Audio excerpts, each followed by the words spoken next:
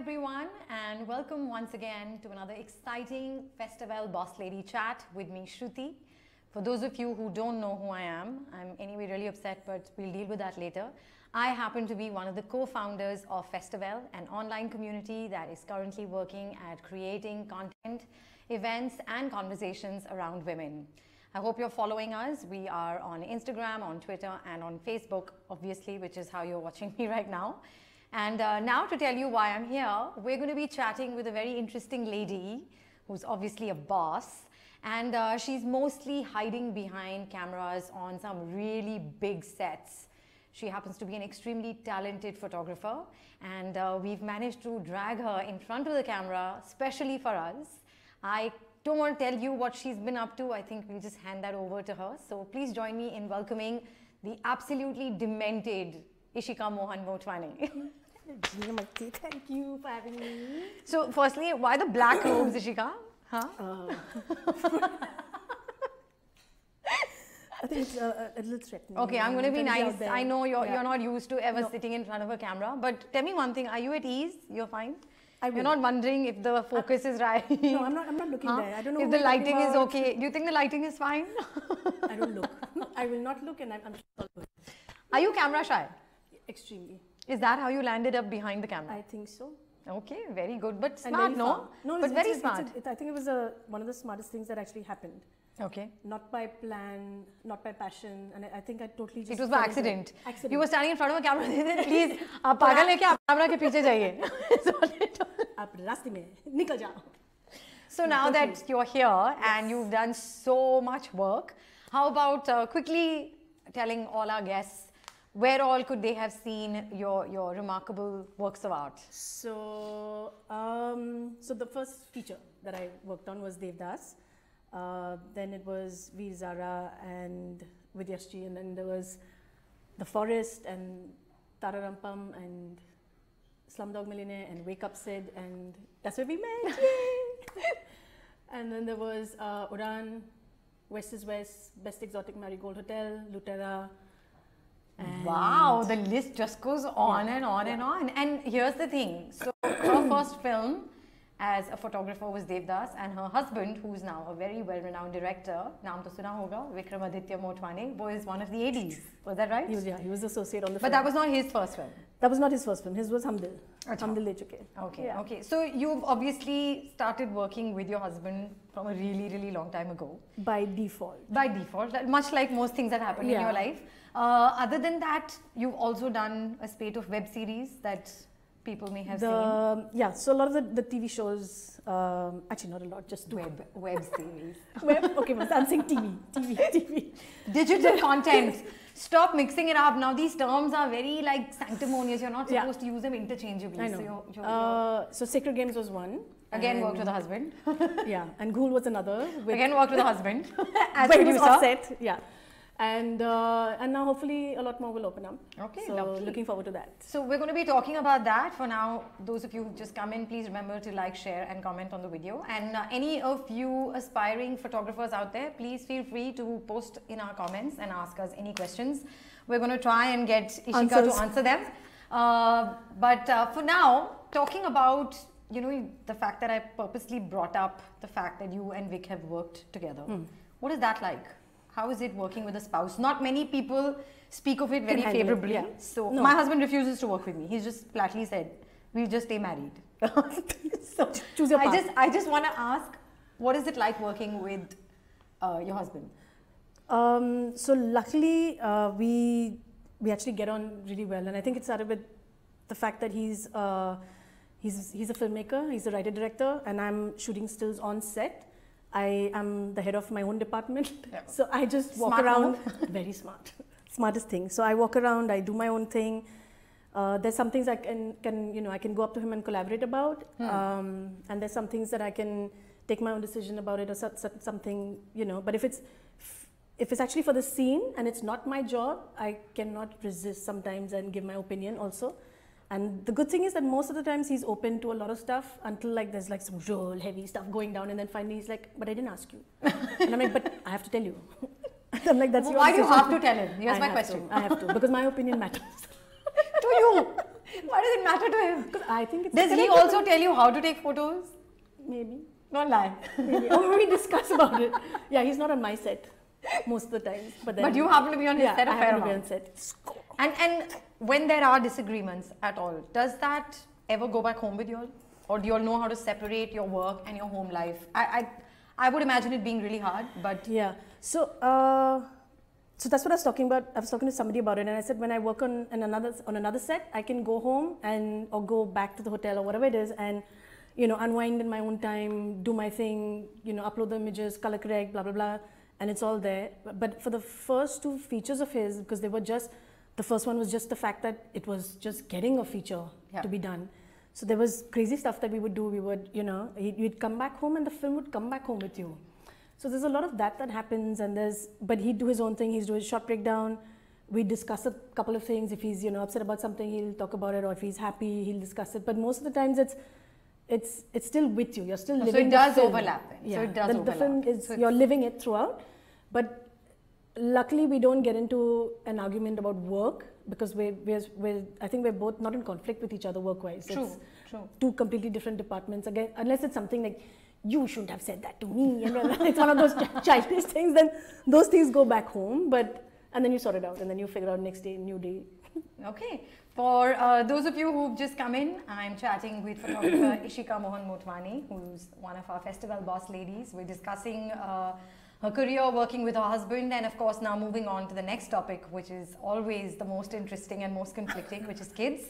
Please remember to like, share and comment in the section below.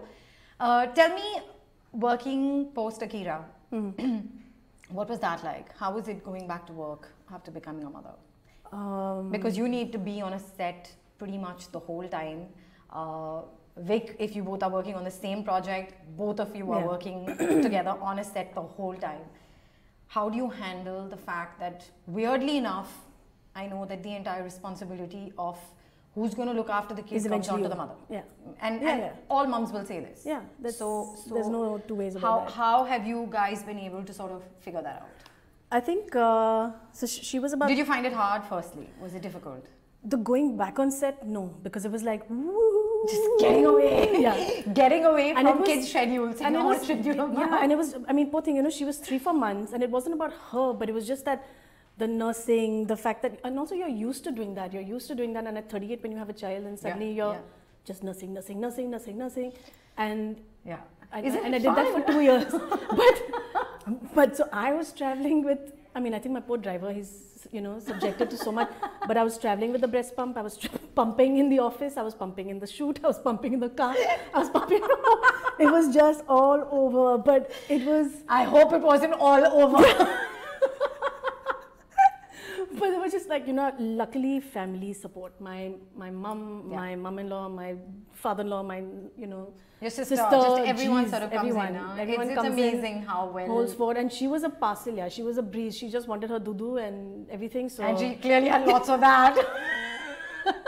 So she'd be there, put in a car seat, zoop to sisters or nannies or mom-in-laws. And luckily I'd spend a few hours, 6 hours, of course. But it's crazy because you're sitting and you're calculating. It must be exhausting. Yeah, I think for like 2 years, I felt like this walking, talking zombie. No, and also being at on least for the set first year. with equipment it's not light stuff. Carrying a camera on a set and constantly being ready to take a shot and then worrying, oh my God, it's time to go and pump some. Yeah. So it's like lunchtime. I'm like, whose lunch are we talking about?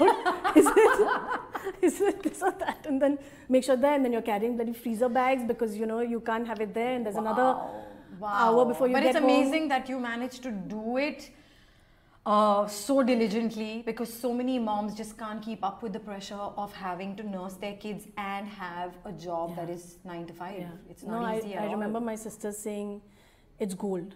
And I think once they said that, I kind of stuck to it, and I did what I could. Of course, it would have been like amazing to just, sometimes you get into these thoughts and you're like, no, it's fine. Anything is fine, as long as she's there.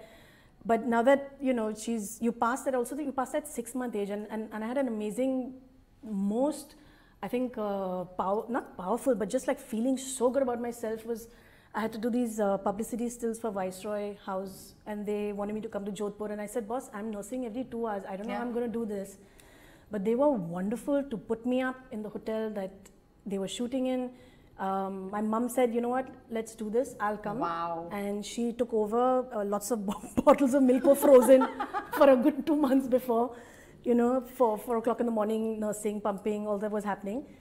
But I had an amazing support system, an art director who really understood. He flew down from London, and we were a little wary because we had Gillian Anderson and everyone on set and Hugh Bonneville. And I think at one point, you know, they were getting flustered with costume changes, and I was like, oh my God, now one nursing has to happen. And I remember nursing her, and then suddenly there was a burp in the background, because I just by that then I would just take my apron and nurse her anyway and be free for all. But she suddenly asked, like, is there a baby? And then we all looked up and we weren't like sure whether we should admit. And I was like, yeah, that's mine. And she's like, oh, that's great. So by the end, my art director, you know, who flew down, he's like, I'm hiring a baby on every set. Like, this is going to go peacefully. I'm just hiring a baby. Okay, so that's been an exciting journey, and I have to say it's amazing that you can share it so candidly, because it will give a lot of women the ability to understand that if you have the right kind of support, then everything is quite manageable. Now, what I want to get to before we move on, if you've just tuned in, I'm talking to Ishika Motwane. She's a photographer, and please remember to like, share and comment in the video below. I'm going to ask her a couple of questions to just get a quick insight into what makes Ishika Motwane the demented Ishika Motwane. So quickly, okay, goal or sacred games? Oh, sacred games. Black and white or colored? What? Black and white or colored? Colored. Okay. Henry Cartier-Bresson or Man Ray? Bresson. Instagram or Twitter? Instagram. Of course. Do you feel studying photography as a subject makes one a better photographer? No. Which is your most memorable shoot experience? Udan and Slumdog Millionaire. Is working with your husband a boon or a bane? Boon. Which is your favorite subject to photograph? Ooh, well, pretty obvious on a film set. Okay, so people. People. Okay. People. Which of these is easier, working with your husband or working with another director? Ooh. Ooh. Easier. Ooh. Working with a husband. Okay, smart. Must-haves in your handbag. And don't say a pump. I will beat you. To be like, which allergy you're talking about? I'll tell you my anaphylactic injection. Yeah, that's another story for another episode altogether. Yeah, but quickly, one. Things you need to have in your handbag at all times. My medicines, phone, lip balm. Okay, that's it. Your favorite place on earth? Hawaii. Okay. 3 things that you can't live without. Akira, my passport, and family. Okay. Passport, because in case I have to run somewhere. 3 things that you would like to live without for a change. Oh my God. Let's go again to the phone. Okay. Phone, like to live without, right? Yeah. Phone, guilt, and inhibition. Lovely. And inspiration that never fails you. Moving forward, I don't know. Your motto in life. Keep on moving. Okay. 3 guests that you would like to have at your dinner party, living or dead. As in, I hope they're alive. We don't want dead people at your party. But the guests can be dead people also. When they were alive, who would you like? So Springsteen. Wow. Roger Federer. Wow, of course, Roger Federer. And? I'm the stalker. And I mean, I would have loved to have, you know, Bresson or something. Oh, nice. Okay. To take the photographs. Zara sabke photo lena. Ready. If not a photographer, what would you have been? I would have been something with animals. I would have either opened up a shelter, which I was doing. I was walking dogs, or I would have been in the water with whales and dolphins. Lovely. One everyday pleasure that you can't live without. Okay, I was going to say chocolate, but let's not say that. So okay, you said chocolate. Yeah. A photographer that you look up to most? Oh, there are lots. I mean, there's... But who's your favorite? Favorite? I feel like Salgado. Okay. Not like I have any idea who this is, but it must Just be really cool, important. Be cool. Okay, yeah. Oh, yeah, of course, I'm sure. What would be your dream photography project? I think I'm already doing it. Lovely. What's the one piece of advice that every photographer should hear? Oh God, keep on shooting. Which I think I keep trying to tell myself when I'm sitting at home, and I don't, but just keep on shooting. And what makes you a boss lady? Other than the fact that we decided to do that. What makes you a boss lady? I feel cool about who I am and where I am. Lovely. So it was fun chatting with Ishika Motwane, and I'm sure you guys have got a glimpse into the fact that she can be quite crazy. Luckily, we're wrapping this up before you can see the crazy person come out. But before you go, we have a little something for you.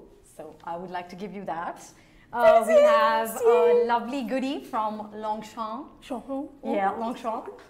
There's a lovely, beautiful goodie from Damilano. Oh, lovely, yeah. And something for your ever-glowing skin. Oh. And your lovely hair. We have a goodie bag from Just Hope. Now carry all these things in your hand. At one time. All together. I've never talked to myself so much. Thank you. No. You have to keep them all out. Yes. And make sure that they're all visible. So we can show people how mental you are. And to all you lovely ladies out there, thank you so much for tuning in, for watching us.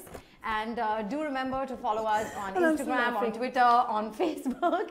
And let us know what more you'd like to know about all the boss ladies that we're featuring and what other information you seek on Festivelle. It'll be great to have an input from you. Thank you so much. We'll see you soon with another boss lady. Thank you.